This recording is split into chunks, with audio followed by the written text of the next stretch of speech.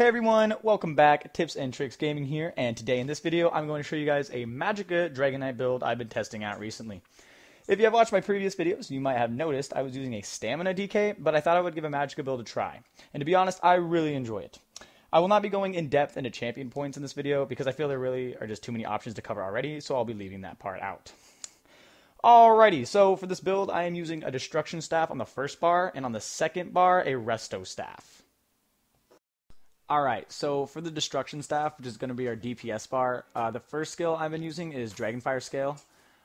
This is just because since Dragon Knights lack a lot of mobility, in PvP especially, this can just make it so if someone's trying to stay at range, maybe using Crystal Fragments like for Sorks or Dark Flare for Templars, you can just reflect it right back at them and do a considerable amount of damage for the amount of Magicka it costs anyway. So that's what I'm using for that, more of a defensive skill, but I have it on this bar just for that reason. Next up is Burning Talons. You can use either morph. I prefer the damage over time just because it's a DPS build for that reason. It's just really good CC, probably one of the best in my opinion just because the aerial effect, you can, I think, up to 4 people. So that's that. Now this next skill is kind of up for debate. It just depends on really what you prefer. I either switch this out for Elemental Drain or I believe it's Elemental Ring. Yeah, Elemental Ring. So Elemental Drain is what I use in PvP because it just helps with restoring my Magicka because my race doesn't have a passive Magicka regeneration skill. But I use Elemental Drain in PvP. If I'm either grinding or doing a dungeon, I'll switch to Elemental Ring just for more area of effect DPS. But it's really up to your preference, whichever one you want to use for the most part. Next up is Flame Reach, great skill, lots of range, it's just helpful, good CC, good way to start the battle, and if you're doing PvP, drop a lot of stamina from your opponent really quick, as well as the damage over time effect is actually really helpful, so I try to keep that on them as much as possible. Now, this skill right here, Flame Lash, that's going to be your biggest DPS skill for the most part. I use it over and over again. You pretty much just spam this ability. You can switch this for Force Shock, I believe, which is in the Destruction Staff skill tree, if you like more DPS, like more long-range DPS. I use this, though, just because, one, it has a really good self-heal for the most part. You can just get 9,000 over 2 seconds, which is really, really good, I think, just because, you know, Dragon Knights have only one self-heal for the most part, excluding my Resto Staff that I'll be using, so it just kind of helps for continued sustainability. Alrighty, so for the Restoration Bar skills, we're going to be using Structured Entropy. A couple reasons for this. One, damage over time. Also, it increases your spell damage by 20%, so you're going to want to have this active throughout the entire battle, whether it's PvP and or a dungeon. You just want to keep this active at all times. It really just helps with your DPS output. Second up is Burning Embers. So this is just another damage over time. Just helps with our DPS as well as the self-heal. Really helps for sustainability. If you just make sure you let the entire duration go through so you get the full heal of the damage done. It's only 36%, but it's enough to keep us in the fight a little bit longer, which this build sort of lacks. I'll be talking about that a little bit later. Next up is Coagulating Blood. You can use either morph for this. I've been using this one just because I've been trying to test it out on the heals for self-heals if I want to be using more Resto Staff skills. You can use the, I believe it's Green Dragon Blood if you want stamina recovery for dodge rolls, even though this is a Magicka build. So I've seen people do that. It's really helpful. But yeah, greatest self-heal in the game, in my opinion. So that's what really all of our self-heals are going to be coming from.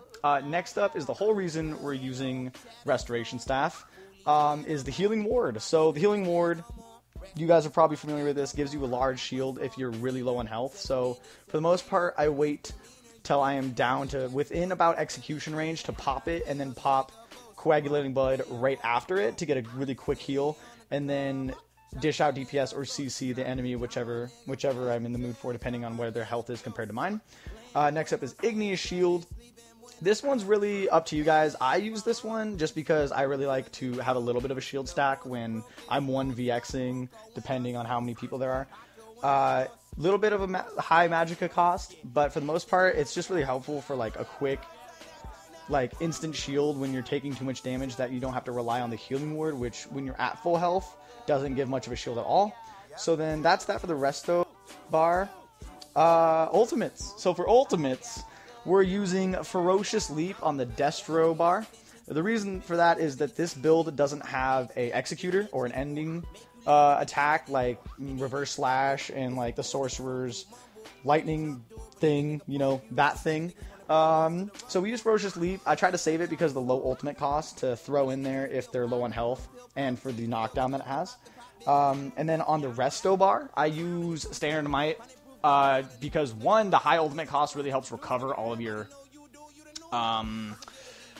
Magicka and Stamina for the passives you get, I believe, in the Earthen Heart tree. So that, and as well, if you use Dark Talons after popping this down, you'll be just getting a bunch of DPS because they'll be stranded in place, you can't do anything. So those are the skills we'll be using. Now we're going to get into the attributes and equipment that we're using for this build. Alright, so the equipment we'll be using for this build, we're going to be using a 2-piece Toruq's Pact and 5-piece Julianos. Now, Julianos is pretty much the Hunding's Rage of Magicka users nowadays. Bunch of spell critical, bunch of spell damage, so that's really great. For jewelry, I'm going to be using 2 pieces of Cyrodiil's Light. I've been trying a bunch of different things out for jewelry. I'm still waiting to craft some better stuff, but right now that's what I've been using because of the increased spell damage. And then for staves, you can use a 2-piece of anything you'd like with the necklace if you'd want. That's always an option. So that's pretty much what we're using. It's pretty basic. I don't expect this build to be really endgame. This is for people who just don't know the specific direction they want to go.